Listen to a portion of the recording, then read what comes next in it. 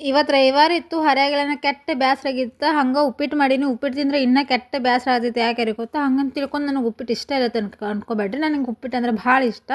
So ಯಾಕೋ ಇವತ್ತು bore ಆಗ್ತಿತ್ತು ಮನ್ಯಾಗ ಕೂತು. ಸೊ ಹಂಗೆ ಸ್ವಲ್ಪ ಹೊರಗೆ ಬಂದ್ವಿ, ಎಲ್ಲಾದರೂ ಹೋಗೋಣ ಅಂತ. ಪಕ್ಕದಲ್ಲಿ ನಮ್ಮ ಮನೆ ಹತ್ರ ಒಂದು ಗುಡ್ಡ ಇತ್ತು. ಸೊ ಆ ಗುಡ್ಡದಾಗ ಹೋದ್ವಿ ನಾವು. ಫುಲ್ ಥಂಡಿತ್ತು, ಎಷ್ಟಂದ್ರೆ 6 ಡಿಗ್ರಿ ಟೆಂಪ್ರೇಚರ್ ಇತ್ತು ಆವಾಗ.